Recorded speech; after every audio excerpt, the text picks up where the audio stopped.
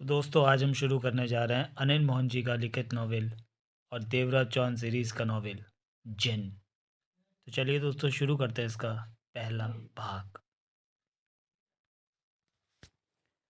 हमें पक्की खबर मिली है कि कुबेर सिंह वो पैकेट किसी बैंक के लॉकर में या वॉल्ट में रखेगा। इसी कारण इस वक्त मैंने आप सबको इकट्ठा किया है।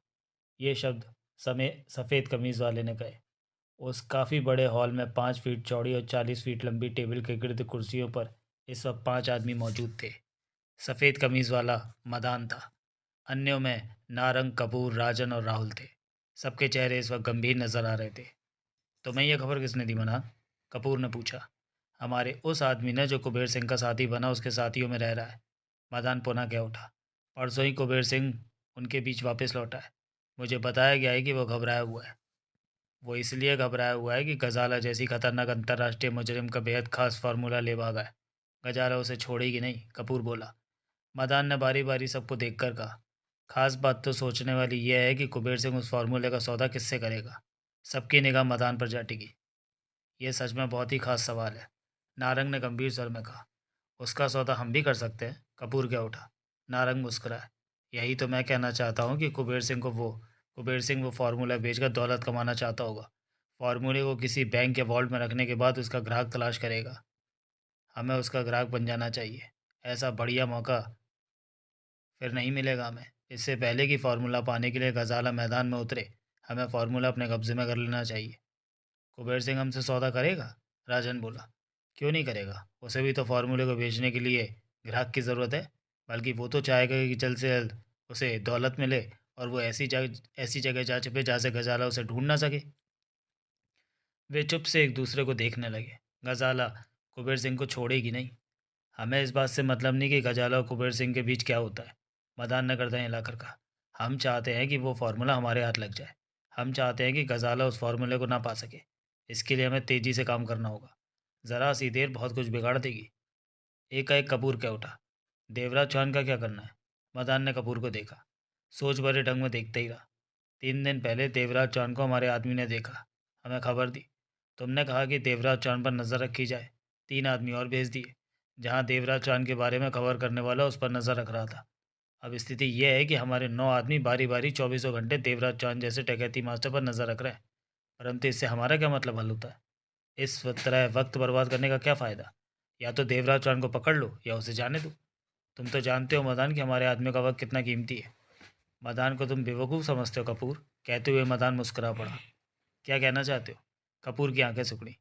हमारे आदमियों का वक्त बेशक कीमती है, लेकिन देवराज चौहान वो चीज़ है कि मैं तुम्हें नहीं बता सकता। तुम क्या जानते हो देवराज चौहान के बारे में? मदान की निगाह उसके चेहरे पर जा टिकी। यही कि वह डकैती करता है, बहुत डकैतियाँ की उसने, बस। बस। मैं उसके घर परिवार के बारे में भी मैं नहीं जानता। कपूर ने उसे घूरते हुए तीखे स्वर में कहा। परिवार के बारे में जानने के लिए मैं कह भी नहीं रहा। मदान पुनः मुस्कुराए। मैंने देवराज चौहान के बारे में काफ़ी कुछ जान रखा है। वो खतरनाक काबिल इंसान है। डकैतियाँ डालने के अंदाज में उसका जवाब नहीं। डकैती डालने में वो कभी असफल नहीं हुआ। सशक्त योजना बनाता है वो। चुन चुन कर डकैती के लिए काबिल साथी साथ रखता है। सबसे बड़ी खासियत तो यह है कि डकैती के दौरान वो किसी की हत्या नहीं करता। जान नहीं लेता किसी की। अगर ऐसी नौबत सामने आ जाए तो अपने कदम वापस खींच लेता है। तुम्हारा मतलब है कि देवराज चौहान हत्या नहीं करता? कपूर ने होंठ से घोड़े। करता है, लेकिन बेगुनाहों की हत्या नहीं करता। जो उससे धोखा करते हैं, हेरा फेरी या ऐसा कुछ करते हैं, उन्हें खत्म करने के बाद ही वो चैन से बैठता है। मदान का सर गंभीर था। पहले तो मैंने उस पर यूं ही नज़र रखवाई थी, परंतु अब देवराज चौहान का इस्तेमाल भी मुझे नज़र आने लगा। कहाँ करोगे देवराज चौहान को इस्तेमाल? कपूर उसे देख रहा था। वक्त आने पर बताऊंगा। देवराज चौहान के बारे में अब तक मैंने जो जाना है उससे इसी नतीजे पर पहुंच पाया हूँ कि वो बुरा नहीं। आत्ते भी उसकी बुरी नहीं। बुरा है तो उसका काम। काम से ही इंसान के अच्छे बुरे की पहचान होती है, कपूर के होठों से निकला। मदान मुस्कुरा पड़ा। कपूर को देखते हुए फिर सिगरेट सुलगा कर कश लिया। कुबेर सिंह की बात करो, कपूर ने टोका। मेरे ख्याल में उससे सौदेबाजी की बात की जानी चाहिए कि फार्मूला हमें बेच दे। वो बेचेगा? बेचने के लिए ही तो वो बेचने के लिए ही तो गजाला से गद्दारी करके उसका आविष्कार का फार्मूला ले भागा है। गजाला विश्व विजेता बनना चाहती है। वो फार्मूला अवश्य इसी सिलसिले में गजाला का कुछ खास होगा। कुबेर सिंह ने उस फार्मूले पर हाथ डाला होगा जिसका महत्व ज़्यादा हो। मदान ने कश लिया। कुबेर सिंह के मोबाइल फ़ोन का नंबर मुझे मिल चुका है। क्या तुम इससे सौदेबाजी की बात करोगे कपूर? तुम ही कर लो। मदान ने जेब से मोबाइल फ़ोन निकाला और नंबर मिलाने लगा।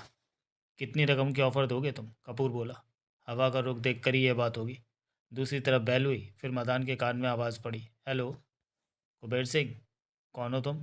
जिन, मदान ने बेहद शांत स्वर में कहा। जिन? उधर से कुबेर सिंह का उलझन भरा स्वर मदान के कानों से टकराया। वक्त आएगा तो जिन के बारे में भी जान जाओगे। मदान शांत स्वर में कह उठा। सबसे पहले तो मैं तुम्हें बधाई देना चाहूँगा कि कितनी सफाई से तुम गजाला के यहाँ से फार्मूला उड़ाने में कामयाब हो गए। तुम्हें कैसे पता? कुबेर सिंह का चौका सर इस बार कानों में पड़ा। ये सब जानना मामूली बात है। अगर तुम अपने बारे में नहीं बताओगे तो मुझे तुम्हारे बारे में पता करना पड़ेगा। पता कर ही लो तो बढ़िया रहेगा। दो पगलों के लिए फ़ोन पर चुप्पी रही।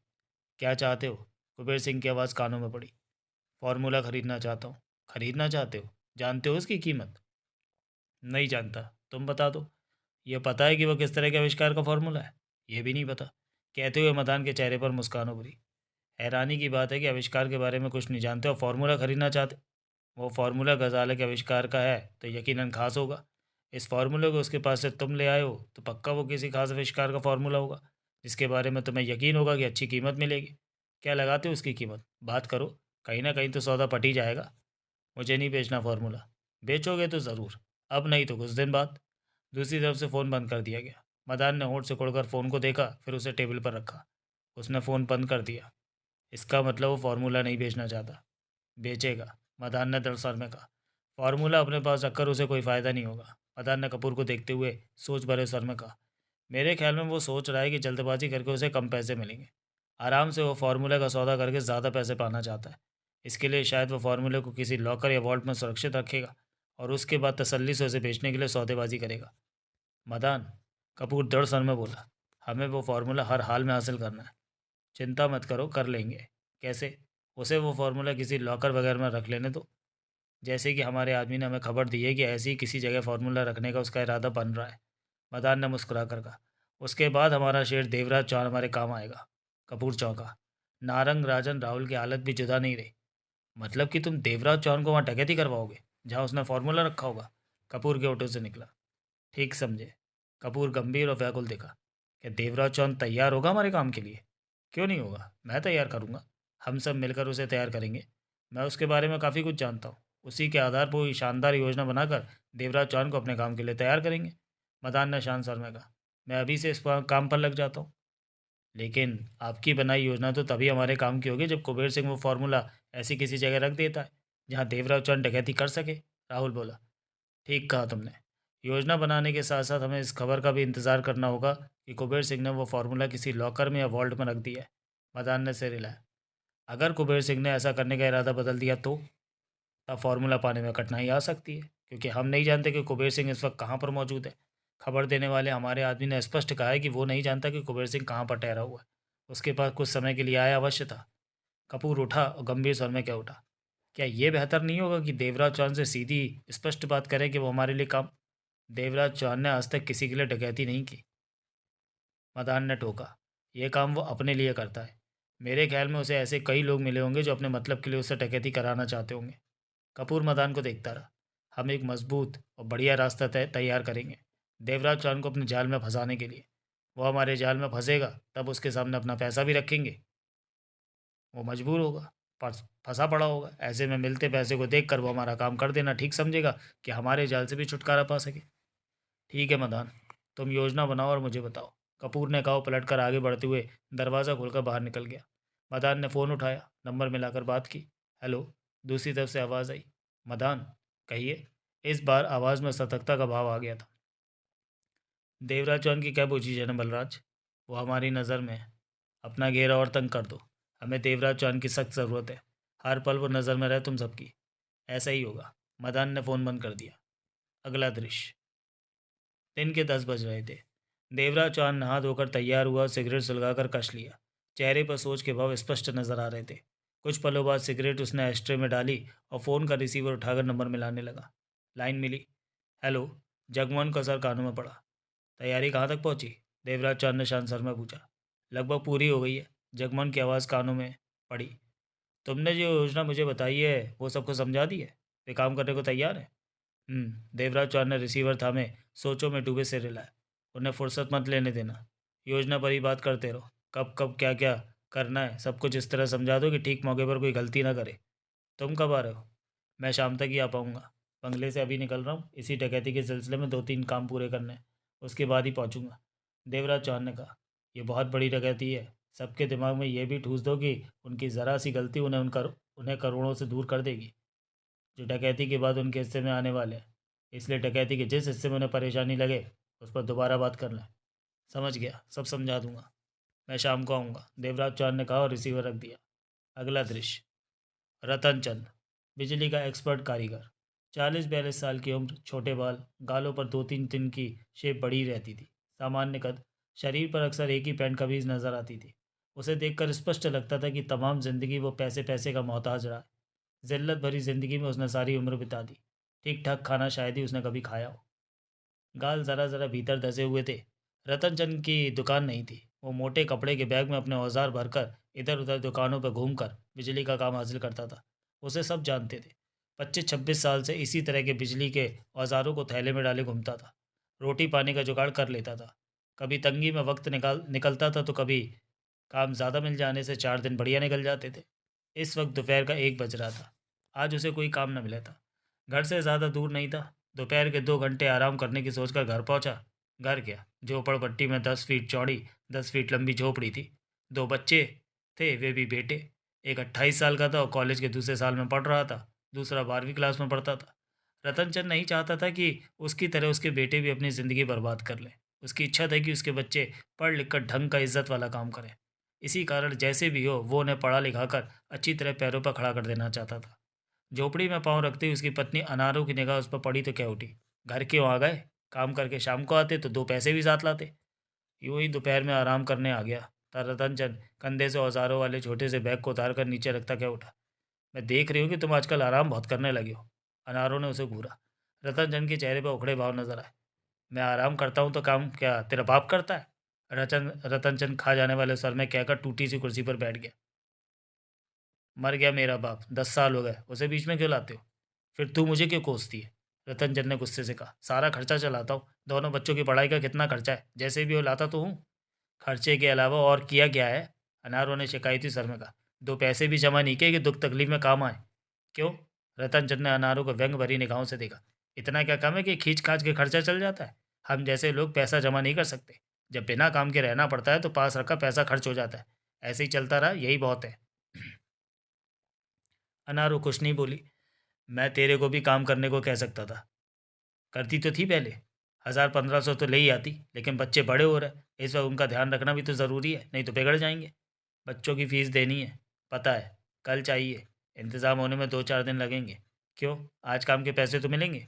आज काम ही नहीं है तो पैसे कहाँ से मिलेंगे? रतनचंद ने मुंह बनाया। तुम बच्चों की ज़िंदगी बर्बाद करके रहोगे।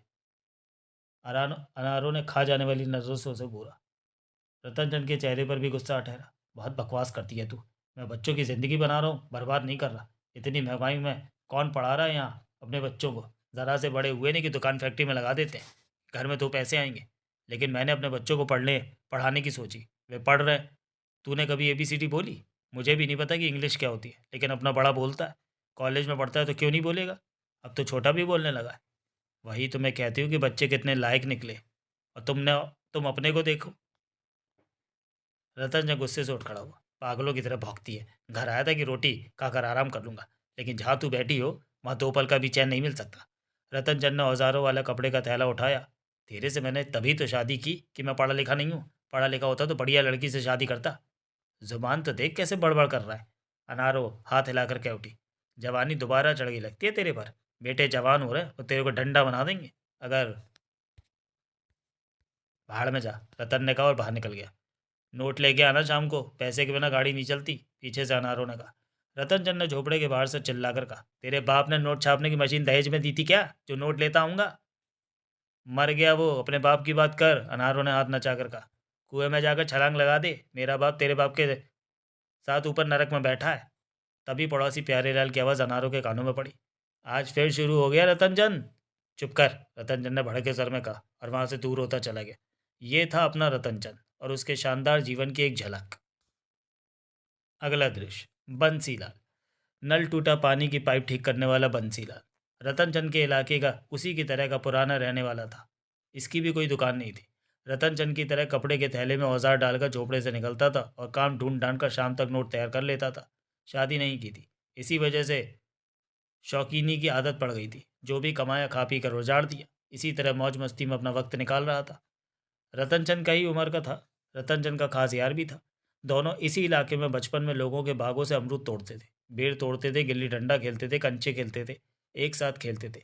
एक साथ ही दोनों ने शरारतें की। बचपन एक साथ बीता, जवानी भी एक साथ और बुढ़ापा भी एक साथ शुरू होने की तैयारी में था। परंतु यारी में कोई फर्क नहीं आया था। सिर्फ दो बातें दोनों से जुदा थी। एक बात की बंसीलाल ने शादी नहीं की थी। दूसरी बात कि शाम को दारू पीना और जुआ खेलना उसकी आदत थी। परिवार न होने की वजह से इन चीज़ों की आदत पड़ गई थी उसे। हालांकि दोनों काम धंधे में व्यस्त रहते थे, परंतु हर 2-3 दिन में एक बार उनका मिलना, बैठना, गप्पे मारना और पीना भी कभी कभार साथ हो जाता था। रतन चंद कभी कभार ही मौज मस्ती के तौर पर पीता था, और जब भी पीता था बंसीलाल के साथ ही पीता था। और कभी भी अपने पैसों की नहीं पीता था, बंसीलाल के पैसों की ही पीता था।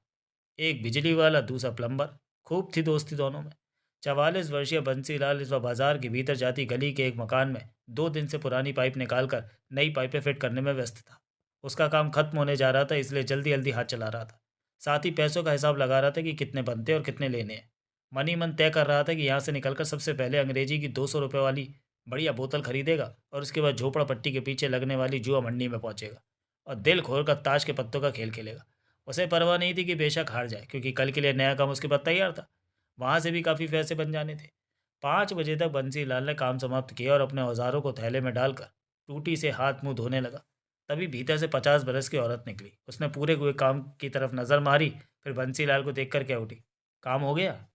टनाटन चेहरा धोते बंसीलाल ने सिर हिलाकर कहा। ये क्या होता है? क्या? जो तुमने कहा टन टन टन, इसका मतलब है काम बढ़िया हो गया। चेक कर लिया? पानी कहीं लीक तो नहीं कर रहा ना? नहीं कर रहा, चेक कर लिया है, जबकि उसने चेक नहीं किया था। आप भी देख लेना, कल चक्कर लगा जाऊंगा। आपके पास मेरे साथ वाले झोपड़ी का फ़ोन नंबर तो है ही, कोई परेशानी हो तो फ़ोन कर देना। औरत ने कुछ नहीं कहा, सिर हिलाकर रह गई। अब मैं जा रहा हूँ, मेरा काम खत्म हो गया है, चेहरा साफ करता बंसीलाल बोला। कितने पैसे हुए? 2150। कल सुबह आना, बाबूजी से ले लेना। बंसीलाल ने औरत को देखा।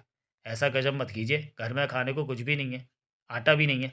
बंसीलाल फ़ौरन कह उठा। 3 बच्चों को स्कूल के कपड़े लेकर देने, नहीं तो वो स्कूल नहीं जा पाएंगे। उनके हाथ स्कूल की फ़ीस भी भिजवानी है, नहीं तो कल स्कूल से उनका नाम कट जाएगा। बीवी बीमार है, उसे डॉक्टर के पास ले जाना है। मुझे तो अभी पैसों की सख्त ज़रूरत है। बीवी बच्चे झोपड़ी के बाहर बैठे मेरी राह देख रहे हैं कि मैं आता हूँ और पैसे लाता हूँ। मैं तो सोच रहा था कि ये कम है, 500-700 आपसे उधार भी ले लूँगा। मैं उधार नहीं देती, औरत जल्दी से कह उठी। मुझे 2500 की बहुत सख्त ज़रूरत है। 2150 तो बन रहे हैं, 350 ऊपर से दे देना। कसम से सारा पैसा मैं दूध में धोकर वापस। मैं उधार नहीं देती, औरत ने तीखे स्वर में कहा। तुम अपने पैसे लो और जाओ। अपने पैसे? 2150? यहीं रुको, मैं लाती हूँ, कहकर वो पलटी और कमरे के भीतर चली गई। बंसीलाल के होठों पर मुस्कान उभरी। वो जानता था कि उधार मांगने की वजह से उसे उसका पैसा दिया जा रहा है, वरना उसने 4 चक्कर लगवाकर पैसे देने थे।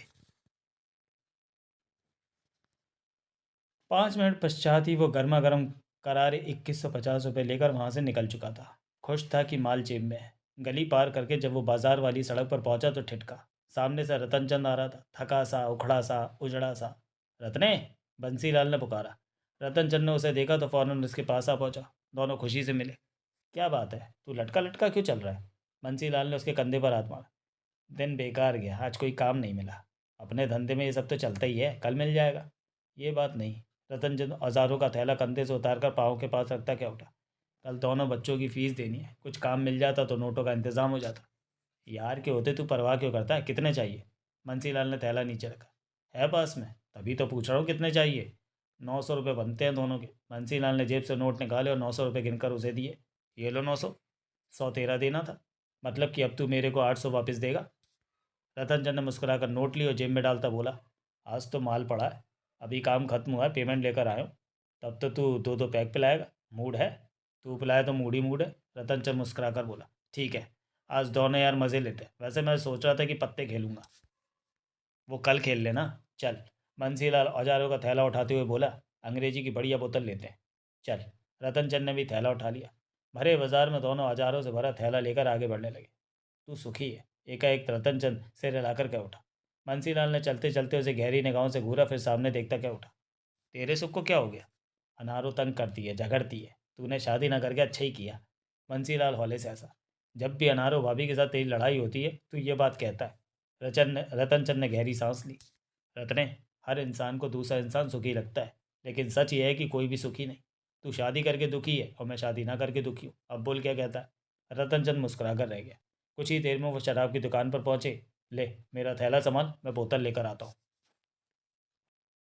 शाम के 4 बजे देवराज चौहान को अपने कामों से फुर्सत मिली तो उसने जगमोहन और बाकी के 4 लोगों के पास पहुंचने का प्रोग्राम बनाया, जो कि डकैती की योजना को अपने मन और मस्तिष्क में पका चुके थे, और उन्हें देवराज चौहान के इशारे का इंतजार था।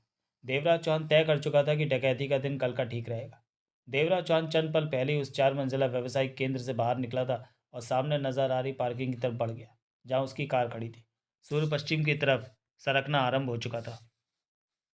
देवराज चौहान आगे आया। दीवार के साथ टेक लगाकर खड़े चेहरे के सामने अखबार की एक व्यक्ति ने उसके सामने से निकलते ही आंखों के आगे कर रखे अखबार को थोड़ा सा नीचे किया और आगे जाते देवराज चौहान को देखते हुए जेब में रखा ट्रांसमीटर निकालकर बोला, देवराज चौहान तुम्हारी तरफ आ रहा है, आने दो। उसने ट्रांसमीटर जेब में डाला और अखबार गोल करते हुए लापरवाही से आगे बढ़ गया। देवराज चौहान हर बात से बेखबर आगे बढ़ता जा रहा था। जो ही वो 25-30 कदम आगे पहुंचा तो 55-57 बरस के व्यक्ति को एक छोटे से लड़के से जूते पॉलिश कराते पाया। उसे पार करता वो आगे निकल गया। उस व्यक्ति ने जेब से माचिस के साइज का ट्रांसमीटर निकालकर मुंह के पास किया। वो आ रहा है। ओके। दूसरी तरफ से आवाज़ आई। देवराज चौहान पार्किंग में खड़ी अपनी कार तक जा पहुंचा था। चंद कारें पार एक कार की ड्राइविंग सीट पर बैठा 35 बरस की औरत देवराज चौहान की तरफ देखते हुए हथेली में दबे ट्रांसमीटर में बोली, वो कार में बैठ रहा है, देखती रहो वो सड़क पर आकर किस तरफ मुड़ता है। ओके। उसकी निगाह देवराज चौहान की तरफ रही। कारों के शीशों के बीच थोड़ा थोड़ा सा उसे देवराज चौहान नजर आ रहा था। देखते देखते देवराज चौहान की कार स्टार्ट हुई, बैक की और पार्किंग के बाहर निकलता चला गया। औरत वहीं बैठी देवराज चौहान की कार को देखती रही। वो बाईं तरफ मुड़ा है, औरत ने ट्रांसमीटर में कहा। देवराज चौहान मुख्य सड़क पर आ गया था। कार की रफ्तार सामान्य थी। देवराज चौहान ड्राइविंग के दौरान डकैती की योजना पर गौर कर रहा था कि डकैती करते हुए वे कहीं फंस तो नहीं जाएंगे, कहीं पर चूक तो नहीं होगी, चूक होगी तो कहाँ होगी। अपनी योजना के ज़र्रे ज़र्रे पर गौर कर रहा था। उसके पीछे की 2 कारें छोड़कर चौथी कार की आगे की सीटों पर 2 व्यक्ति बैठे थे। एक का पूरा ध्यान ड्राइविंग पर था और दूसरा हाथ में ट्रांसमीटर थामे देवराज चौहान की कार पर नजर रखे था। देवराज चौहान नेहरू रोड पर है, वो ट्रांसमीटर में बोला, हम उसके पीछे हैं। वो नज़रों से ओझल ना हो, मैं सतर्क हूँ। कुछ आगे जाकर उन्होंने देवराज चौहान की कार बाएं मुड़ते देखी। देवराज चौहान चिंपैंजी रेस्टोरेंट वाली सड़क पर मुड़ा है। वो पुनः ट्रांसमीटर में बोला, उधर 20 नंबर है, मैं सुन रहा हूँ। तभी ट्रांसमीटर से 20 नंबर की आवाज़ आई। देवराज चौहान की कार का रंग क्या है? गहरा नीला। ठीक है। वो कार आती जा रही है। वो कार आती नज़र आ रही है, पास आ गई। मैंने कार आगे बढ़ा दी। इस वक्त मैं देवराज चौहान की कार के आगे आ गया हूँ। मेरी कार धीमी है, वो जल्दी मुझे ओवरटेक करके आगे जाएगा। वो मुझे ओवरटेक कर रहा है, कर गया। अब मैं उसके पीछे हूँ। अगला दृश्य। रेड लाइट पर देवराज चौहान ने कार रोकी। सड़क पर भीड़ थी। ढेरों वाहन उसके साथ रुके थे। वहाँ भीड़ में खड़ी अलग अलग कारों में बैठे व्यक्ति ट्रांसमीटर पर बात कर रहे थे। इस वक्त देवराज चौहान अपनी कार की ड्राइविंग सीट पर बैठा मुझे नज़र आ रहा है। उसका पीछा नहीं छोड़ना है, सतर्क रहो। अन्य वाहन में बैठा व्यक्ति बोला, मेरे ख्याल में वह काम पूरा कर देना चाहिए। तुम अपना ख्याल जाहिर मत करो, लेकिन सब कुछ वैसे ही होगा जैसे जिन्न ने कहा है। ये सुनते ही दूसरी तरफ का व्यक्ति खामोश हो गया। ग्रीन लाइट हो गई। वाहनों का ढेर आगे सरकने लगा। देवराज चौहान इन सब बातों से बेखबर अपनी योजना में उलझा कार चला रहा था। चौराहा पार करके वो कुछ आगे पहुंचा तो जेब में पड़ा मोबाइल बज उठा। हेलो। ड्राइविंग पर ध्यान लगाए देवराज चौहान ने मोबाइल निकाला। कहाँ हो? देव जगमोहन की आवाज़ आई। रास्ते में। मतलब कि पहुंच रहे हो? हाँ, हम सब तुम्हारे इंतज़ार में बैठे हैं। देवराज चौहान ने फ़ोन बंद किया और वापस जेब में डाल दिया। कुछ देर बाद दाईं तरफ मुड़ गया। शाम के वक्त ट्रैफिक बढ़ता जा रहा था। देवराज चौहान की कार के पीछे लगी कार में बैठा व्यक्ति ट्रांसमीटर पर कह उठा, वो शाहजहाँ रोड पर मुड़ गया है। आगे क्या पोजीशन है? आगे वालों से बात करो। तभी एक नई आवाज़ सुनाई दी। तैयार हो? हाँ, मुझे तो तुम्हारी हाँ की ज़रूरत है। और वो पीछे वाला? मैं भी तैयार हूँ। एक नई आवाज़ सुनाई दी। जैसे समझाया सारा काम वैसे ही करना, हम सब आसपास ही होंगे, देखते जाओ। देवराज चौहान ने कार ड्राइव करते हुए सिगरेट सुलगाई। वो अपने गिर्द बुने जा रहे जाल में पूरी तरह अनजान था। इस चौड़ी सड़क पर आगे पीछे वाहन थे। उसके ठीक आगे टैंकर था और पीछे के वाहनों में से एम्बुलेंस के सायरन की आवाज़ आ रही थी। देवराज चौहान ने कश लिया। कार की स्पीड 35 से ऊपर नहीं थी कि एकाएक आगे वाला टैंकर उसे रुकता सा महसूस हुआ।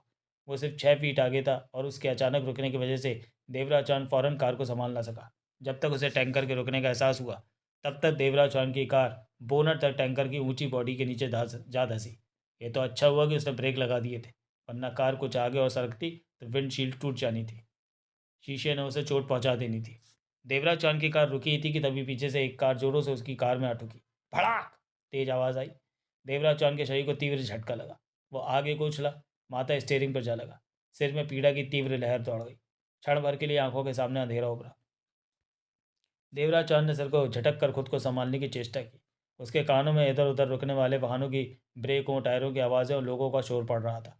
देवराज चौहान पूरी तरह संभल गया। तभी किसी ने ड्राइविंग डोर खोला। देवराज चौहान ने गर्दन घुमाकर उसे देखा। वो 50 वर्ष का स्वस्थ सा व्यक्ति था। तुम बच गए, वो मुस्कुराया। किस्मत वाले हो ना। देवराज चौहान ने हौले से सिर हिलाया। उसने बाहर निकलने की चेष्टा की। तुम घायल हो, तुम्हें कुछ चोटें आई हैं, माथे पर भी और शरीर पर भी। मैं ठीक हूँ। देवराज चौहान ने बाहर निकलने की चेष्टा की। वो व्यक्ति झुका झुका कुछ आगे हुआ। देवराज चौहान का बाहर निकलना रुका।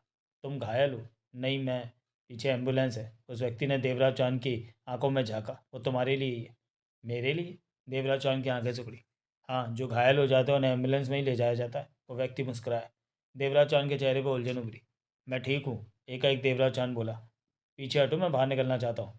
अब तक वहाँ और भी ढेरों लोग आ गए थे। आओ बाहर आ जाओ। कहने के साथ ही उस व्यक्ति ने अपना हाथ देवराज चौहान के कंधे पर रखा। बाहर निकलने की कोशिश में एकाएक देवराज चौहान को अपने कंधे पर सुई चुभने का एहसास हुआ। उसने फौरन उस व्यक्ति को देखा जिसका हाथ कंधे पर था। वो व्यक्ति शांत निगाहों से देवराज चौहान को देख रहा था। एकाएक देवराज चौहान को अपना सिर चकराता सा लगा। दूसरे ही पल आंखों के सामने धुंधलापन उभरा। देवराज चौहान ने जल्दी से कार से बाहर निकलने की चेष्टा की। वो महसूस कर चुका था कि कंधे पर चुभने वाली सुई द्वारा उसके शरीर में कोई दवा प्रवेश करवा दी गई है, जिसकी वजह से उस पर बेहोशी छा रही है। देवराज चौहान कार से बाहर निकल ना सका। चक्कर सा आया और बेहोश होकर सीट पर ही लुढ़क गया। सिर स्टेयरिंग पर जा टिका। इस पर झुका वो 50 वर्षीय व्यक्ति फौरन पीछे हटते हुए कह उठा। एक्सीडेंट में इन सबको चोट लगी है, बेहोश हो गए, जान खतरे में। जल्दी से इन्हें उठाओ और उस एम्बुलेंस में डालकर अस्पताल पहुंचाओ। ऐसे घायल लोगों की सहायता करने से भगवान खुश होता है। एकाएक वो ऊंचे स्वर में कह उठा। सरकार भी कहती है कि घायल लोगों को फौरन अस्पताल पहुंचाया जाए। तभी 4-5 लोग आगे बढ़े। सीट पर बेहोश होकर लुढ़के देवराज चौहान को खींचकर बाहर निकाला और उसे उठाकर तेजी से कुछ पीछे खड़ी एम्बुलेंस की तरफ बढ़ गए। 5 मिनट बाद ही एम्बुलेंस उस भीड़ भरी सड़क पर जगह बनाती, सायरन बजाती आगे बढ़ने लगी। भीतर बेहोश देवराज चौहान मौजूद था। पास में 3 व्यक्ति सतर्क भाव में बैठे थे। अगला दृश्य। शाम के 7 बज रहे थे। भीड़ भाड़ वाले इलाके में वो 9 मंजिला बिल्डिंग थी। उसमें कई सरकारी दफ्तर थे और कई गैर सरकारी। एम्बुलेंस उस बिल्डिंग के अंडरग्राउंड पार्किंग में प्रवेश करती चली गई। उसका सायरन बंद था। पार्किंग में कारें और वैनें खड़ी थीं। शांति थी वहाँ। एक खास जगह बना जाकर वो एम्बुलेंस रुकी। ड्राइवर बाहर निकला। तभी पार्किंग अटेंडेंट वहाँ पहुँचा और पार्किंग स्लिप उसे थमाकर वापस चला गया। ड्राइवर ने सावधानी से आसपास देखा। कोई न दिखा तो उसने आहिस्ता से एम्बुलेंस का पिछला दरवाज़ा खटखटाया। ज़रा सा दरवाज़ा खुला। रास्ता साफ है, ड्राइवर धीमे स्वर में बोला। दरवाज़ा पूरा खुला। एक व्यक्ति बाहर निकला और दीवार में नजर आ रहे बंद दरवाजे के पास पहुंचा और पास ही लगे स्विचों को खास ढंग से दबाने लगा। एम्बुलेंस का पूरा दरवाज़ा खुल चुका था। देवराज चौहान छोटे से स्ट्रेचर पर बेहोश पड़ा नजर आ रहा था। उसके पास मौजूद अन्य 2 व्यक्ति भी बाहर आ गए थे। देवराज चौहान को बाहर निकालकर उसे एक ने अपने कंधे पर डाला और वे दोनों तीसरे साथी की तरफ बढ़े, जो कि उस बंद दरवाजे के पास खड़ा था। देखते ही देखते वो दरवाज़ा सरक कर एक तरफ हो गया। वे तीनों देवराज चौहान को कंधे पर लादे भीतर प्रवेश कर गए। एम्बुलेंस चलाने वाला वहीं खड़ा धीमे स्वर में क्या उठा।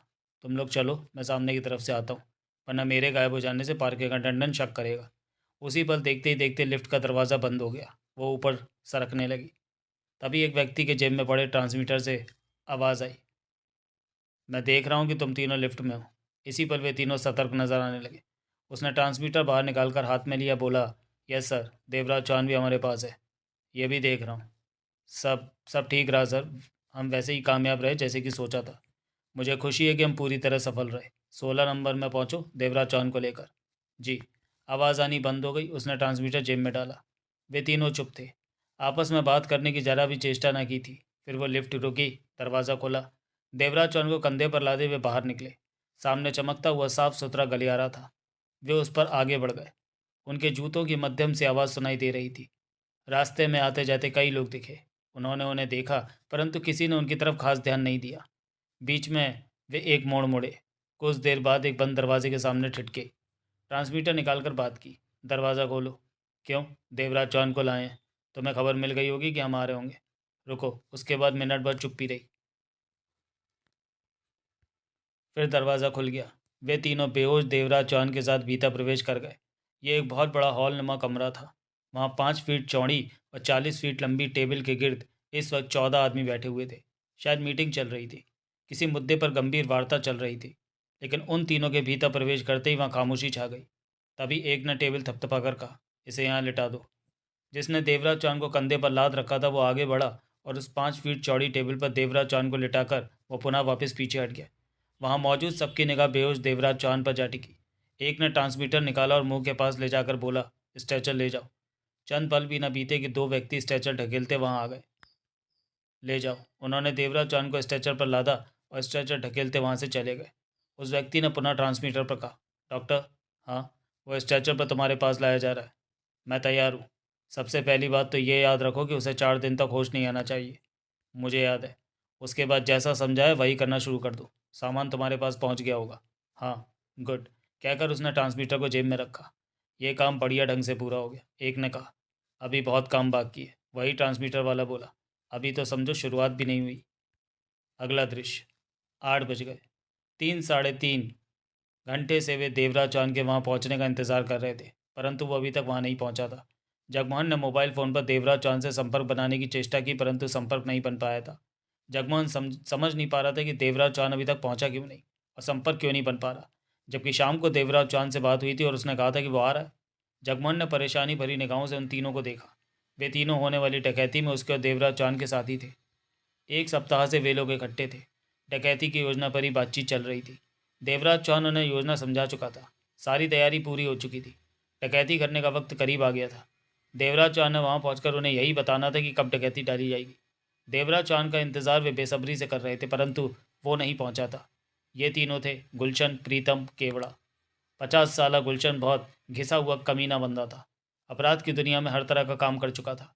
7 साल की सज़ा भी जेल में बिता चुका था। सोहन लाल के द्वारा ही गुलशन देवराज चौहान तक पहुंचा था, इस डकैती में शामिल हुआ था। ये बात जुदा थी कि सोहन लाल स्वयं अपने किसी काम में व्यस्त दीमापुर गया हुआ था और इस डकैती में हिस्सा नहीं ले रहा था। प्रीतम चालाक फुर्तीला चोर था। 30 सालों से यही धंधा अपनाए हुए था। अपना काम सफाई से करता था। जगमोहन से कभी प्रीतम की मुलाकात हुई थी। प्रीतम काम के लिहाज से उसे ठीक लगा था। अब डकैती की तैयारी की गई तो जगमोहन ने उसे इस काम में ले लिया था। केवड़ा, यह प्रीतम के द्वारा इस काम में शामिल हुआ था। प्रीतम और केवड़ा कई बार इकट्ठे काम कर चुके थे। केवड़ा में खासियत तो ये थी कि वो दबे पाँव अपने दुश्मन के सिर पर पहुंच जाता था, परंतु अपने करीब आने की खबर नहीं होने देता था। केवड़ा सीधी दीवार पर कई फीट तक चढ़ने की कला जानता था। वो इस कदर फुर्तीला था कि देखने वाला हैरत में रह जाता था। चोरी, डकैती, अपहरण जैसे कई काम वो कर चुका था। बहुत देर हो गई। केवड़ा बोरियत भरे सर में क्या उठा। समझ में नहीं आता कि देवराज चौहान का फ़ोन क्यों नहीं मिल रहा। जगमोहन उलझन भरे सर में बोला, तुमने तो कहा था कि वो आ रहा है। गुलशन ने सिगरेट का कश लेकर कहा। हाँ, देवराज चांद ने तो यही कहा था। फिर आया क्यों नहीं, मुझे खुद समझ नहीं आ रहा। प्रीतम कान में तीली घुमाता क्या उठा। कोई काम पड़ गया होगा, आता ही होगा। गुलशन ने प्रीतम पर नज़र मारी और बोला, उसे आना चाहिए था। अब हमें डकैती के लिए कदम आगे बढ़ा देने चाहिए। आ जाएगा। जगमोहन के चेहरे पर सोच के भाव नज़र आ रहे थे। जगमोहन, केवड़ा बोला, तुम्हारा क्या ख्याल है, वो आएगा? आना तो चाहिए। जगमोहन ने सिर हिलाया। किसी काम में फंस गया होगा। मेरा भी यही ख्याल है। जगमोहन ने बारी बारी तीनों को देखा और क्या उठा। मेरे ख्याल में हमें एक बार फिर योजना पर गौर कर लेना चाहिए। उसके बाद वे पुनः योजना पर बातचीत करने लगे। करोड़ों का हिस्सा हाथ आएगा, ये सोचकर सब उत्साहित थे। अगला दृश्य। आज तो साली अंग्रेजी चढ़ गई। रतनचंद नशे में ऊंची आवाज़ में क्या उठा। अंग्रेजी चढ़ गई? बंसीलाल नशे में लड़खड़ा कर ठिठका, कहाँ चढ़ गई? मुझ पर? तुझ पर? बंसीलाल ने आंखें फैलाकर उसे देखा। मुझे तो चढ़ी नजर नहीं आ रही। रतनचंद नशे से भरी हंसी हंसा उसे देखकर। हंसता क्यों है? तेरे पे भी चढ़ गई। बंसीलाल ने अपने दाएं बाएं देखा, फिर मुंह बनाकर क्या उठा। कुछ नहीं चढ़ा मेरे पे, तेरा दिमाग खराब हो गया। ये अंग्रेजी है कौन जो हम पर चढ़ गई? अंग्रेजी बोतल। इसके साथ ही दोनों ठठाकर हंस पड़े। इस बार रात के 10 से ऊपर का वक्त हो रहा था। रतनचंद बिजली वाला और बंसीलाल प्लम्बर एक जगह अंधेरे में बैठकर पूरी बोतल चढ़ा चुके थे। जब वहां से निकले तो नशे में उनके पैर डगमगा रहे थे। कुछ भी होश नहीं था। जाने क्या क्या बातें कर रहे थे, परंतु उन्हें अपने रास्तों का होश था। कहाँ जाना है, किधर जाना है, सब पता था। अपने अपने औजारों वाले थैले भी अपने से जुदा न किए थे। नशे में मस्ती से बड़े चले जा रहे थे। रत्ने, बोल। भाभी तेरा इंतज़ार कर रही होगी।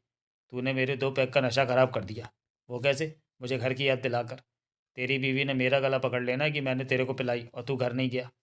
उसे मेरी नहीं, नोटों की ज़रूरत है। रतनचंद सुनसान सड़क पर बनी पुलिया पर बैठता क्या उठा। बच्चों की फीस की ज़रूरत है। दोपहर में घर क्या चला गया, काट खाने को दौड़ने लगी। तू सुखी है? सुखी? तेरा मतलब है मैंने शादी नहीं की इसलिए सुखी हूँ? हाँ, मेरी जेब में हाथ ना ही डाले तो अच्छा है। बंसीलाल हाल हाथ हिलाकर के उठा। दूसरे की जेब भारी लगती है और अपनी हल्की। चल उठ यहाँ से, घूम लेते हैं, हजम हो जाएगी अंग्रेजी। वैसे तू ठीक कहता है। क्या? कि अंग्रेजी चढ़ गई। दोनों एक बार फिर ठठाकर हंस पड़े। बंसीलाल ने रतन चंद का हाथ पकड़कर उठाया, झूमते हुए आगे बढ़ गए। अपने अपने औजारों वाले थैले दोनों ने कंधे पर लटका रखे थे। बंसी, हाँ, ये सड़क बहुत हद तक खाली थी। कभी कभार कोई वाहन निकल जाता था, जबकि दिन में वाहनों से भरी रहती थी ये सड़क। पाँव रखने की जगह न मिलती थी। वो दिन कितने अच्छे थे जब अमरूद तोड़ा करते थे और अमरूदों का मालिक हमें पकड़ने के लिए हमारे पीछे दौड़ा करता था, फिर कहीं छिपकर आराम से बैठकर अमरूद खाने। एक बार तो वो हरामी हमारे सिर पर आ पहुंचा था जब हम अमरूद खा रहे थे। बंसीलाल हंस कर क्या उठा। तब मैं तो भाग गया था, लेकिन उसने तेरे को पकड़कर खूब मारा था। उस मार में भी खूब मज़ा था। रतन जन ने गहरी सांस ली। इस उम्र में एक ही कमी खलती है, वो भी कह दे, पैसा। हाँ, अब काम करने को दिल नहीं करता। पैसा होता तो आराम से खाता। रतन चंद ने गहरी सांस ली। तेरे पास पैसा होता तो तू क्या करता? रतन चंद ने पूछा। मैं? हाँ, तेरे पास पैसा आ जाए तो तू क्या करेगा? सच बता दूँ? बता दे। शादी कर लूँगा। शादी? रतन चंद ने मुंह बनाया। कहता है पैसा आ गया तो शादी करेगा। पागल हो गया है? क्यों? अपनी ज़िंदगी खराब कर लेगा, जैसे तूने कर ली। हाँ, वही तो मैं देखना चाहता हूँ कि शादी करके ज़िंदगी कैसे ख़राब होती है। इतनी मेहनत करेगा, तेरे को छोटा रास्ता बता देता हूँ। बता। कुएं में छलांग लगा दे। ऐसे नहीं। बंसीलाल ने ठिठक कर हाथ दाएं बाएं हिलाया। जैसे तूने अपनी ज़िंदगी ब्याह करके ख़राब की है, वैसे ही अपनी करूँगा। तेरी भाभी पसंद कर रखी है। अच्छा, पहले नहीं बताया कौन है वो? तभी बंसीलाल को ठोकर लगी। वह ज़ोरों से लड़खड़ाया और नशे की जौग में नीचे जा गिरा। ओ, गिर गया। ये साली अंग्रेजी पहले भीतर पहुंचती है फिर गिराती है। बहुत ख़राब है। उठ जा। उठ रहा हूँ, बंसीलाल बोला। उठा। नशे में जैसे तैसे हाथ मुंह कपड़े झाड़े, औजारों वाला थैला उठाया। होठे ही होठों में जाने क्या बड़बड़ाता रहा। आगे सड़क खराब है, फिर गिरेगा, रतनचंद बोला। इधर से चलते हैं। इधर कहाँ? रतनचंद ने अंधेरे से भली गली की तरफ इशारा किया। इधर क्या है? गली है, यहाँ से निकल जाते हैं। तेरे को पता है ये गली किधर जाती है? नहीं पता। चिंता क्यों करता है? कहीं तो जाती होगी। आप घूम लेंगे, हजम हो जाएगी। चल, गली से ही चलते हैं। फिर गिरा तो नशा ही उतर जाएगा। दोनों ने रास्ता बदला और गली में प्रवेश कर गए। अंधेरे से भरी गली थी। रास्ता तो क्या, हाथ को हाथ दिखाई नहीं दे रहा था। नशे की जोग में कुछ आगे जाकर बंसी टिटका। रतनचंद भी रुक गया। क्या हुआ? यहाँ तो बहुत अंधेरा है, कुछ नज़र नहीं आ रहा। अंधेरे को क्या पता कि हमने पी रखी है, चुपचाप निकल जाते हैं। यह बात तो है, बंसीलाल ने सिर हिलाया। दोनों पुनः आगे बढ़े। आगे जाकर गली मुड़ी तो वे भी मुड़ गए। नशे की मस्ती में थे दोनों। ना तो रास्ते का पता और न घर का। घूमते फिरते पुरानी दोस्ती का मज़ा ले रहे थे। कुछ और कदम उठाए तो रास्ता बंद पाया। आगे दीवार थी। दीवार में दरवाज़ा लगा हुआ था, पर वो भी बंद था। फिर रुक गए। साला रास्ता किसी ने बंद कर दिया है। पंगा ले रहा होगा कोई। देख लेंगे। बंसीलाल ने आसपास हाथ से टटोल कर देखा। इधर तो दीवार है और उधर भी दीवार है। ये दरवाज़ा है। रतनचंद हाथ फैलाकर उंगलियों से टटोलते हुए क्या उठा। दरवाज़ा? हाँ, लोहे का दरवाज़ा लगता है। हम कहाँ आ गए? बंसीलाल ने अपना नशे से भरा सिर जोरों से हिलाया। रत्ने? हाँ? तू तेरे को पक्का पता है कि हम किसी गली में घुसे थे? वो गली तो थी, अंधेरे से भरी, और तेरे को पक्का पता है कि वो गली ही थी? बंसीलाल तेज स्वर में क्या उठा। रतनचंद ने कुछ ना कहा। बोलता क्यों नहीं? तू, मेरा मतलब है कि हम जिसे अंधेरी गली समझकर भीतर आए वो गली नहीं थी। अगर वो गली होती तो यहाँ दरवाज़ा नहीं होता। दोनों चुप। गहरी चुप्पी। एकाएक रतनचंद बोला, वो गली थी। नहीं थी, कोई प्राइवेट रास्ता होगा। मैं कहता हूँ गली थी जिसमें हम घुसे। गली थी तो ये दरवाज़ा कहाँ से आ गया? बंद गली होगी। रतनचंद ने सिर हिलाया। एकाएक बंसी नीचे झुका, हाथ लगाकर नीचे चेक किया। रत्ने? हाँ, हमारे नीचे फर्श है। फर्श? हाँ, अगर गली होती तो कच्ची पक्की होती। ये फर्श कहाँ से आ गया? बंसीलाल बोला। ठहर, मैं माचिस जलाकर देखता हूँ। बंसीलाल ने माचिस जलाई। रोशनी हुई। उस रोशनी में उन्हें सच में चमकता हुआ फर्श दिखा नीचे। तीली बुझने से पहले बंसीलाल की नज़र सामने उठी। जहाँ दरवाज़ा था तो काले रंग का लोहे का दरवाज़ा स्पष्ट दिखा। तीली बुझ गई। चुप्पी सी उभर आई उनके बीच। सामने दरवाज़ा भी है। मैंने तीली की रोशनी में देखा है। वो तो मैंने बिना देखे ही कह दिया था। रतनचंद के होठों से निकला। रत्ने? हम नशे में, बंसीलाल बोला। लगता है नशे नशे में हम गलत जगह घुस आए हैं। गलत जगह? ऐसी जगह जहाँ हमें नहीं आना चाहिए था। ये कैसे हो सकता है? मेरे ख्याल से ये हो गया है। पागल है तू। तू पागल है जो मेरी बात को नहीं मान रहा। बंसीलाल का नशे से भरा धीमा स्वर धीमा था। मुझे पक्का लग रहा है कि वो गली नहीं थी जिसे गली समझकर हम भीतर घुस आए हैं। तेरी बात मानने का मन तो नहीं करता, लेकिन क्या लेकिन? पाँवों के नीचे जो फर्श है उसे झुठला भी नहीं सकता। मतलब कि तू मानता है कि हम गलत जगह में घुस आए हैं? हो भी सकता और नहीं भी। उल्लू का पट्टा ही रहेगा। बंसीलाल धीमे स्वर में उखड़ा। चल अब। कहाँ? यहाँ से बाहर, जिधर से आए हैं उधर ही। रतनचंद ने उस अंधेरे से भरी जगह को पुनः देखा। चूंकि वो काफ़ी देर से उस अंधेरे से भरी जगह पर खड़े थे, ऐसे में उनकी आंखें अंधेरे में थोड़ा बहुत देखने की अभ्यस्त हो चुकी थी। उसने देखा कि आसपास की दीवारें 10-12 फीट ऊंची हैं। क्या देख रहा है? बंसीलाल ने पूछा। सोच रहा हूँ। क्या? इस दीवार पर चढ़ पाऊंगा कि नहीं? बंसीलाल ने भी उस दीवार को देखा। नहीं चढ़ पाएगा। बंसीलाल ने इनकार में सिर हिलाया। चढ़ जाऊंगा, तेरे को थोड़ा सा हाथ लगाना पड़ेगा। ये बात है तो चल, हाथ लगाता हूँ। नशे में थे दोनों, पूरी बोतल चढ़ा रखी थी। जो मन में आया वही ठीक। रतनचंद ने अपना औजारों वाला थैला नीचे रखा, बंसीलाल ने भी। बंसीलाल ने रतनचंद को सहारा देकर ऊपर किया। जाने कैसे वो सहारा दे रहा था, वो जाने कैसे ऊपर हो रहा था। एकाएक दोनों ही भरभरा कर नीचे आ गिरे। मारेगा तू मुझे? मैं क्या करूँ? तू ही इधर उधर हो रहा था, मैंने तो तेरे को उठा लिया था। मैं कहाँ इधर उधर हो रहा था, तू ही मुझे उठाकर झूमने लगा था। सच? मैं क्यों झूठ कहूँगा? ये साली अंग्रेजी का कमाल है। फिर कोशिश करते हैं। दोनों ने पुनः कोशिश की। इस बार रतनचंद बंसीलाल के कंधों पर पाँव रखकर खड़ा हो गया। बंसीलाल झूम तो रहा था, परंतु अपने पैरों पर जैसे तैसे खड़ा रहा। उसके कंधों पर खड़े रतनचंद ने उस ऊंची मिन्ना दीवार की मुडेर थाम ली थी। फिर क्या उठा? बंसी, अब क्या है? मैंने दीवार पकड़ ली है, लटक रहा हूँ। तू मेरे नीचे से हट जा और मेरे लटकते पाँव पर हाथ लगाकर नीचे से ऊपर करना। फिर तू क्या करेगा? मैं दीवार पर चढ़ जाऊँगा। छोड़ ये बातें, हम वापस चलते हैं। हमें किसी की जगह में नहीं आना चाहिए। पकड़ लिया तो इस तरह पिटाई होगी जैसे बचपन में अमरूद तोड़ने पर हुआ करती थी। तब तो पिटाई सह भी ली। इस उम्र में 2 हाथ भी पड़े तो 15 दिन उठना मुश्किल हो जाएगा। तू बोलता बहुत है, नीचे से हाथ लगा। बंसीलाल ने बड़बड़ करते खुद को उनके उसके पाँवों के नीचे से निकाला और उसके दोनों पाँवों के नीचे हाथों को लगाकर उसे ऊपर की तरफ ढकेला। इस वक्त दोनों नशे के खिलाड़ी बने हुए थे। जो कोई नहीं कर सकता था वो काम भी इस वक्त वे कर देते। बंसीलाल के जोर लगाते ही रतनचंद दीवार पर चढ़ा था। बंसीलाल ने गहरी गहरी सांसें ली। चढ़ गया? पाँव से चेहरे का पसीना पहुँचते बंसीलाल ने पूछा। रतनचंद की तरफ से कोई आवाज़ नहीं आई। अब नीचे आ जा, बहुत बहादुर है तू। मान गया कि अंग्रेजी पीकर तू अंग्रेजों को भी पीछे छोड़ देता है। अब नीचे। कहते कहते बंसीलाल ठटका। चेहरा उसने दीवार की तरफ उठा रखा था। वहाँ उसे रतनचंद कहीं भी दिखाई न दिया। रतने! बंसीलाल ने हड़बड़ाकर धीमे स्वर में फुसफुसाकर पुकारा। परंतु रतनचंद दीवार पर चढ़ा नजर आता तो जवाब देता। रतनचंद दीवार पर था ही नहीं। रत्ना, इसी दीवार पर चढ़ा था या दूसरी दीवार पर? बंसीलाल ने बड़बड़ाते हुए घूमकर हर तरफ की दीवार की मुंडेर पर नजरें घुमाई और अंत में पुनः उसका चेहरा इसी तरफ हो गया। इसी दीवार पर चढ़ा था रत्ना। मैं भी तो यहीं खड़ा हूँ, इसी तरफ मुंह करके। लेकिन वो कहाँ गया? कई पलों तक वो इसी तरह सिर उठाए खड़ा रहा। हो गया काम रतने का। अंग्रेजी ने कमाल दिखा दिया होगा। नशे में दीवार के उस तरफ गिर गया होगा। अब तो रोएगी उसकी बीवी अनारों की उसकी नोट बना कमाने वाली जिंदा मशीन कहाँ गई? मैं तो कह दूंगा कि मैंने तो मना किया, नहीं मानी मेरी, और चढ़ गया दीवार पर, कूद गया। बड़बड़ाते हुए बंसीलाल वहीं नीचे बैठ गया और जेब से सिगरेट की डिब्बी निकालकर सिगरेट सुलगाई और कश लेने लगा। 1-2 घंटे इंतज़ार तो करना ही पड़ेगा उसका। मेरे बचपन का दोस्त है, एक साथ अमरूद तोड़ा करते थे। उसे छोड़ के भी नहीं जा सकता। शायद अंग्रेज़ी कमाल दिखा दे और ऊंची छलांग मारकर भीतर से किसी तरह दीवार पर आ जाए।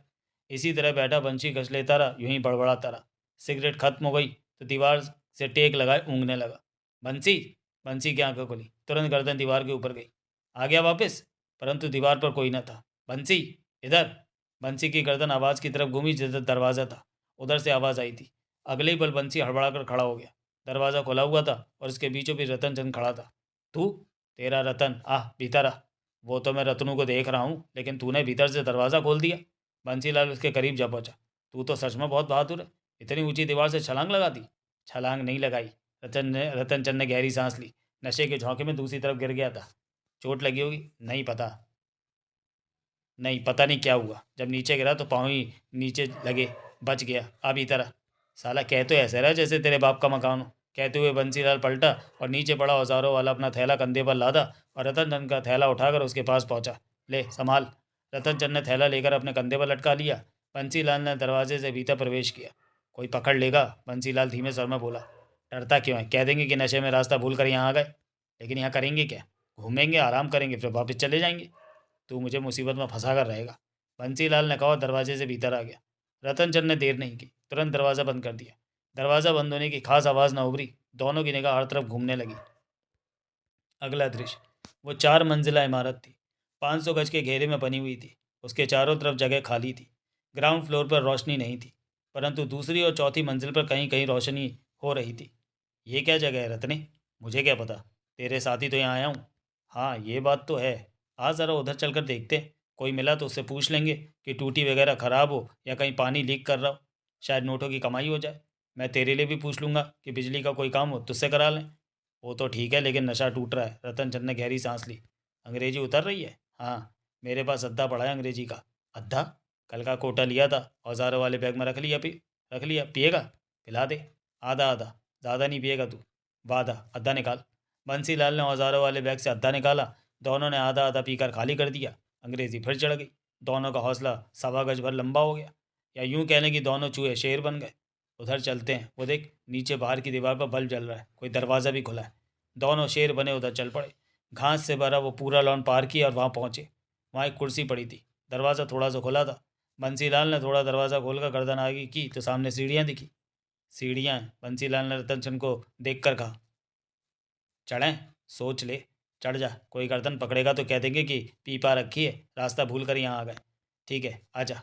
दोनों ने खुले दरवाजे से दबे पाँव भीतर प्रवेश किया और सीढ़ियाँ चढ़ने लगे। दोनों ने अपने कंधों पर थैले लटका रखे थे।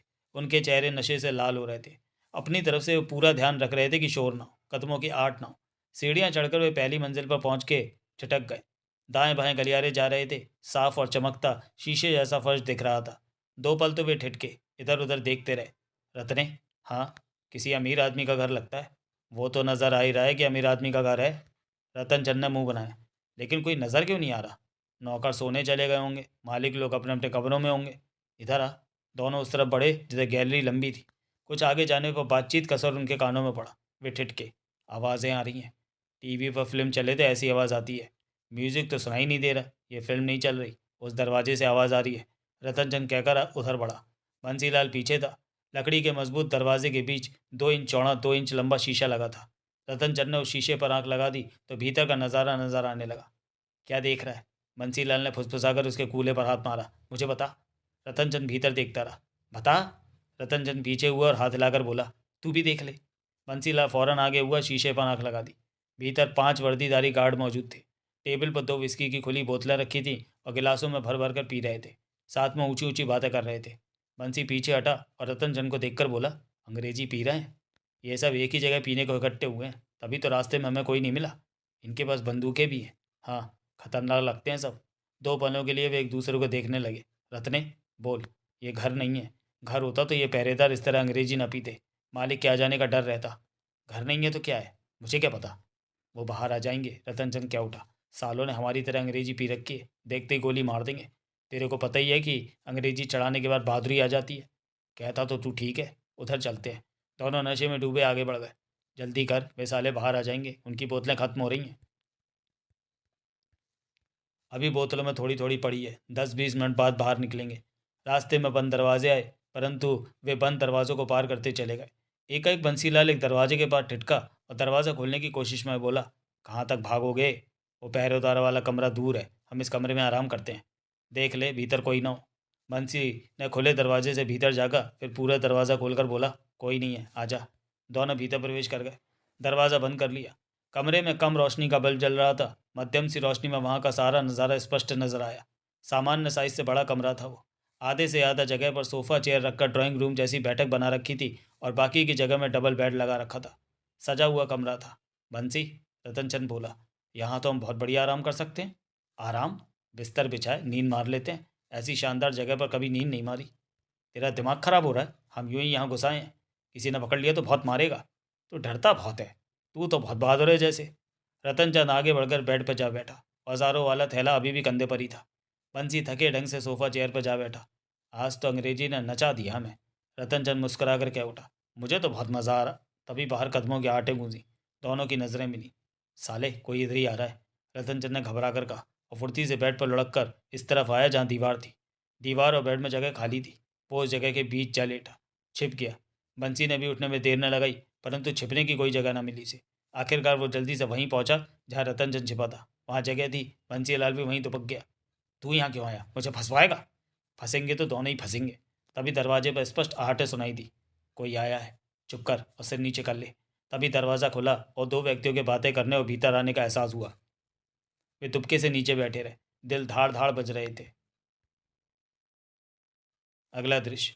वे 2 नहीं, भीतर आने वाले 3 आदमी थे। इस काम में ज़रा भी लापरवाही नहीं होनी चाहिए। एक ने कमरे में प्रवेश करते हुए कहा, यह गंभीर मसला है, आप चिंता न करें।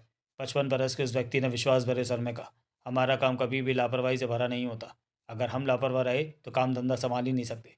बाजार में हमारे नाम की साख है। स्टार वॉल्ट का नाम है, नाम ही सुरक्षा का दूसरा नाम है। तीसरा व्यक्ति 25 बरस का था और उसने मीडियम साइज का सूटकेस थाम रखा था, जिसे कि उसने अपने पाँव के पास ही नीचे रख दिया था। उस व्यक्ति ने सिर हिलाया और सिगार निकालकर सोफे पर जा बैठा और सुलगाने लगा। स्टार वॉल्ट वाला व्यक्ति भी उसके सामने बैठ गया। तीसरा सूटकेस के पास ही खड़ा रहा। सिगार सुलगाकर उसने कश लिया। मिस्टर बाली, सिगार वाला सामने बैठे व्यक्ति से क्या उठा। बात सिर्फ दौलत की होती तो हम इतनी परवाह ना करते, परंतु हमारी चीज़ बेशकीमती है, ऐसी कि उसके बारे में आपको बताना भी उचित नहीं समझते। आप हमारे वॉल्ट में क्या रख रहे हैं, इस बारे में हम जानना भी नहीं चाहते मिस्टर कुबेर। बाली शांत भाव से मुस्कुराकर क्या उठा। अपने वॉल्ट की सुरक्षा व्यवस्था के बारे में हम आपकी तसल्ली करा चुके हैं। आपको ज़रा भी चिंता करने की ज़रूरत नहीं है, बल्कि आपके सामान पर, जैसे कि हम आपसे कह चुके हैं, कि एक्स्ट्रा पैरा लगवा देंगे। कुबेर सिंह नाम का वो 40 वर्षीय व्यक्ति मुस्कुराया। मुझे भी विश्वास है कि स्टार वॉल्ट में अपना कीमती सामान रखकर अपनी परेशानी आप पर छोड़ रहे हैं। बाली ने मुस्कुराकर उसे देखा। कुबेर सिंह ने उस 25 बरस वाले व्यक्ति की तरफ देखा। इन्हें सामान दो और रसीद ले लो धनराज। जी। उसने फ़ौरन सूटकेस उठाया और सेंटर टेबल पर रखा। तभी बाली कह उठा, मैं अभी बाकी कार्रवाई के कागजात मंगाता हूँ, मैं ही ले आता हूँ। कहने के साथ ही बाली आगे बढ़ा और दरवाज़ा खोलकर बाहर चला गया। कुबेर सिंह ने सिगार का कश लिया और धनराज से बोला, बैठ जाओ। धनराज बैठा और कह उठा, हमने बहुत बड़ा हाथ मार लिया है। कुबेर सिंह ने धनराज को देखा और कह उठा, राह आसान नहीं है ये, अभी लंबा रास्ता तय करना है। माल हाथ में आ जाने का कोई फ़ायदा नहीं। फ़ायदा तो तब है जबकि इसे आगे सही हाथों में पहुंचा दें, तभी मज़ा है, नहीं तो सब बेकार। ये बात तो है। धनराज ने सिर हिलाया। तभी कुबेर सिंह की जेब में पड़े मोबाइल फ़ोन की बेल बजी। उसने उसी पल जेब से फ़ोन निकाला और स्क्रीन पर नंबर देखा, फिर कॉलिंग स्विच दबाकर बात की। कहो। खास खबर है, दूसरी तरफ से गंभीर आवाज़ आई। उन लोगों ने अभी अभी देवराज चौहान को कब्जे में ले लिया है। देवराज चौहान? डकैती मास्टर देवराज चौहान। काफ़ी सुन रखा है इसका नाम। कुबेर सिंह के चेहरे पर सोच के भाव उभरे। तुम्हें यह खबर किसने दी? हमारे उस आदमी ने जो उनके बीच काम कर रहा है। क्या करेंगे फिर देवराज चौहान जैसे जैसे डकैती मास्टर का? कुबेर सिंह के होंठ सिकुड़े। इस बारे में कोई भी खबर पक्की नहीं है, वे बहुत सावधानी से काम ले रहे हैं। देवराज चौहान को उन्होंने तगड़ी घेराबंदी करके फांसा है। यकीनन कोई खासी वजह होगी, वरना वे देवराज चौहान जैसे इंसान पर हाथ नहीं डालते। ठीक कहते हो, लेकिन असल बात अभी बाहर नहीं निकली। नहीं, अभी नहीं। लेकिन जब भी बात बाहर निकली तो उनके बीच हमारे आदमी को पता चल जाएगा। तब फ़ौरन ही ये खबर हम तक पहुंचाएगा कि देवराज चौहान को उन्होंने क्यों पकड़ा। बात मालूम होती ही मुझे फ़ौरन खबर करना। जी। कुबेर सिंह ने फ़ोन बंद करके जेब में डाला और धनराज को देखा। उन्होंने देवराज चौहान को पकड़ा है। एकाएक धनराज बोल पड़ा, डकैती मास्टर देवराज चौहान? हाँ। कुबेर सिंह ने सिर हिलाया। यकीनन कोई खास वजह होगी, वरना वे देवराज चौहान पर हाथ क्यों डालेंगे? धनराज के चेहरे पर सोच के भाव उभरे। वो सिर हिलाकर रह गया। तो चलिए दोस्तों, जिन का पहला भाग यहीं समाप्त करते हैं और मिलते हैं इसकी आगे की कहानी में अगले वीडियो में। तब तक के लिए धन्यवाद।